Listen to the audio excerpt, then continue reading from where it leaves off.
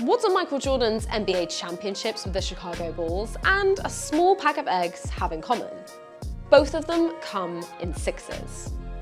And for a brief stint beginning in 2020, so did a surprising amount of Counter-Strike rosters. As we well know, CSGO squads are traditionally made up of 5 players with the backing of a coach. So why did teams start experimenting with revolving rosters? And what caused the rise and subsequent fall of the 6-man strategy?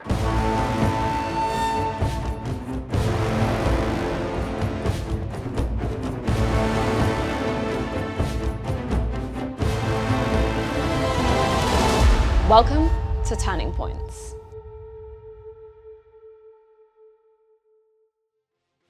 March 2020, Astralis announced that FACEIT is set to join the team. Officially, his addition wouldn't become part of the star-studded lineup until July, due to FACEIT's pre-existing contract with Heroic. I mean, I was approached as being a 6th man, knowing that, I think it was Glaive at first, who was going to take some time off. This sparked an interesting debate in the community. Do we actually want rotational rosters to be a part of the game? Many people initially said no, and for a variety of reasons. I think the community perception about the 6-man roster and the extended rosters in any capacity was kind of split. A lot of people were skeptical about it, probably didn't think it would make a big difference. On the other side, there's a lot of people that look towards traditional sports and see how it works there, and then they expected like a similar development to happen and maybe see some massive tactical usage of it. But yeah, I think it was very divided. There was a lot of interesting discussions going on at the time, where people on one side versus people on the other side. People were in between a rock and a hard place. On one hand, I think people wanted to be excited about it, and the prospect of how exotic some teams could turn out and the playstyle they could bring and all the solutions they could bring to the table, that was something to be very excited about. But you also had a fair amount of people in the community that were either doubting the intentions of teams to actually use this rotating roster, or straight up doubting that it would work. But Astralis weren't just sticking to one extra set of skills on the lineup. They would also sign Jugi, although notably before FACEIT would be able to make his first appearance for them in-game. When Astralis announced the Jugi signing and them expanding the roster to 6 people, and then also just adding on to that the FACEIT signing that was going to happen a bit later, that was already agreed but didn't really go through, right? Going to 6 and 7-man roster, you think, okay, what's going on? Especially because, okay, FACEIT is a kind of a player that was on the radar as someone that could make a step up, but Jugi wasn't anywhere near a level where you'd expect them to be a member of Astralis, right? You have Device on the team, who's one of the best op players of all time, and you have Jugi, who had some flashes, and then I'd say like a year before his signing for Astralis, he didn't really do anything. There was nothing there that you could say, oh, this is the player that's going to be the next big thing in Denmark. And that is kind of what it was. Burnout came into play and all of these different factors. That was essentially what the Jugi signing was. It was kind of a glorified stand-in. That's all it was. Although March 2020 marked the awakening to the possibility of 6-man rosters, it would still take some time to fully come to fruition. I think what happened with the Astralis FACEIT signing, that was essentially also just giving Astralis as an org more room to maneuver. And at the time, before all of these academy teams became kind of popular amongst the top organizations, once one of your players were out, you're really in a very bad spot. You have to find a stand-in, or you need to like expressly sign one of the best players from the 2nd best team in your country, right? Essentially, you just have to fill the spots, right? If Civic is out and Glaive is out, you need 2 more guys, right? So I think that was the start of it. Like, I don't know what the entire ideas of the org was. I heard them say something about it. They wanted a 10-man roster, and they wanted to play scrims against each other 5v5. It was super healthy. Like, I don't think there was like any bad blood whatsoever on the team. Like, I felt really comfortable with everyone. The only part that sucked about it was having to sit back and watch a match being played without me and then losing, right? Like, you feel that, like, it hurts. And it wouldn't be the Great Danes to become the first success story. Enter Vitality. Nivera joining Vitality and being that 6th man essentially, but only for certain maps. Actually, looking back, I saw that he actually played on Dust 2 first, but the map that I remember the most is Inferno, because at the time Vitality was kind of struggling on that map, and he came in, replaced Shocks, grabbed the not even the second op, the primary op, Zayu passed that on almost to him. That was kind of the memorable moment, but also on Dust 2 where he replaced Masuta. So those are the two big ones for me in terms of his addition to the team. Navera underneath the hut, right alongside Shox. It's gonna have to be his 1v2. And he knows Breeze. Oh, the Deagles are so damn good! Vitality! Vitality could have brought in an experienced French player as a sixth, and then I think the journey would have been a little bit different. If you bring in Nivera, then you know that on top of all these challenges related to six-man roster, you also have to teach a new player how to play the highest level, and Vitality had to be aware of this. Bring in a rookie in that six-player position. They had to know that this wasn't going to be easy from day one. Well, Freya has some news for us. She's coming in to give us some hot tips. So what we got for this time around, Freya? I do indeed. It's been the storyline of the day. Are we going to see those mid-match substitutions coming out from Vitality? And indeed, we are. Masuta is going to be coming out. Nivera is going to be coming in next for Dust 2. That's pretty spicy, guys. I'm very excited. Masuta. Okay, cool. Yeah. I thought for a second it was going to be shocked. I was going to start crying. Okay, Masuta is out, and there we have it. The roster change mid-series is happening. But the Frenchmen weren't the only squad to successfully fly the six-man flag. NAVI would begin a voyage of their own, this time sourcing Bit from their very own junior squad. Their homegrown talent originally came in as a substitute for Flamey on just one map, Inferno. But his first event was no simple task. My first thought was, okay, they're putting in this kid from the academy team. I know, looking at it now, it's like, oh, Bit is amazing. Of course, it's going to be super well. You look at this, they're going to play against Astralis, who at the time were also pretty damn good. You think this is an awful move. Like, why didn't they put him in against maybe a weaker team or something like that? And he had a rough time. I think Navi were definitely looking for a replacement for Flamey for a while. Blade, or the coaching staff, saw something in Bit, talent, promises of what he could turn into, and we have to admit they were right, seeing how he turned out now. But this is also a very good example as to why the first few signs should not be just written in stone, right? You should be able to rethink how a player can perform, even if he has a couple of troublesome games at the very beginning, because Bit was nothing.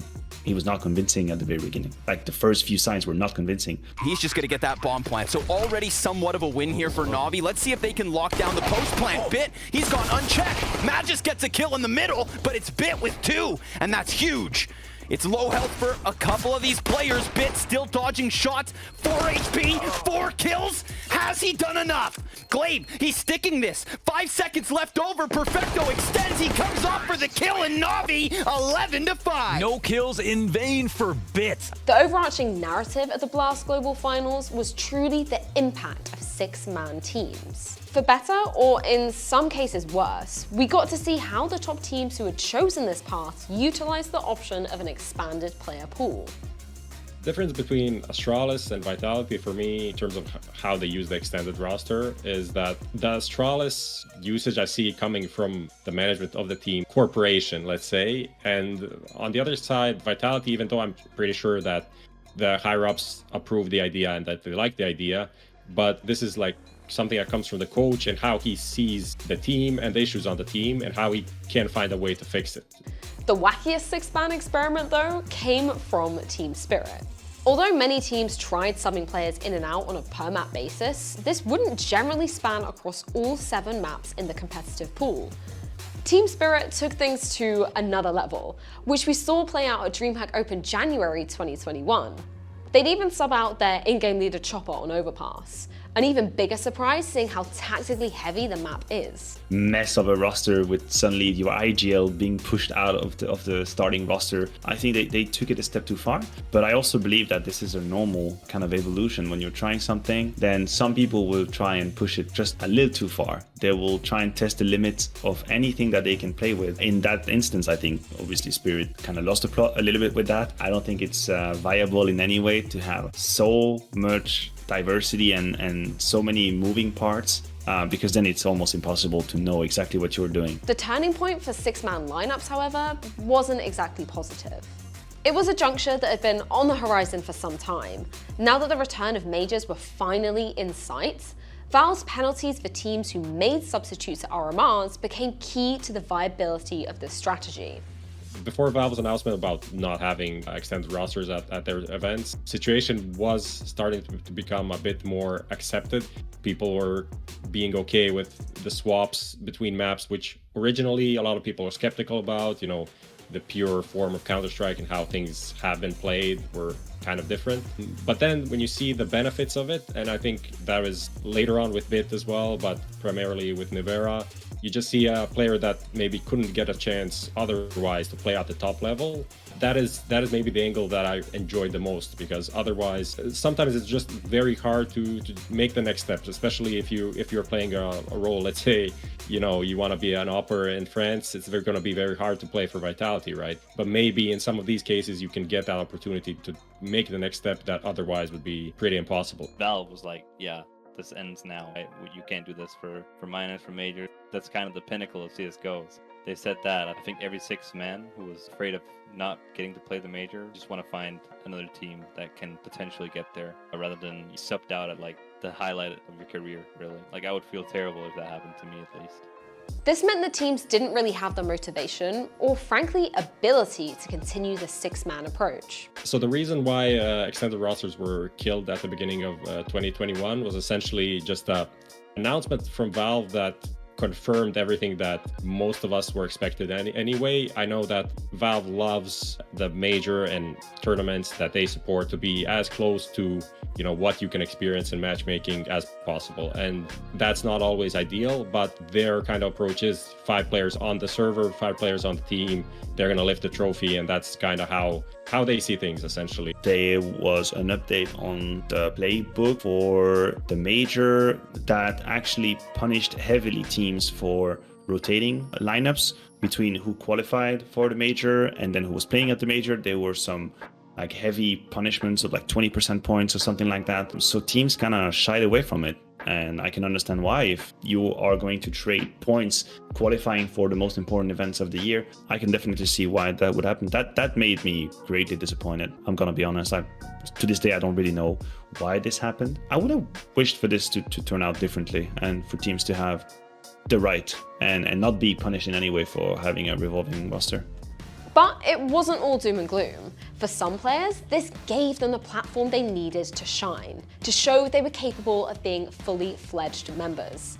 The most obvious case? BIT. You can definitely say that BIT was the biggest success story for the 6-man roster, even though it wasn't even that much that he showed that much when he was the 6th man, but the way NAVI used him was to develop him, essentially, to give him that experience and to ease him into the top tier of competitive play. When for them the announcement came, okay, we need to pick our 5, but then they made the decision, okay, we're facing this right now, it's Flamey or BIT, let's go with BIT.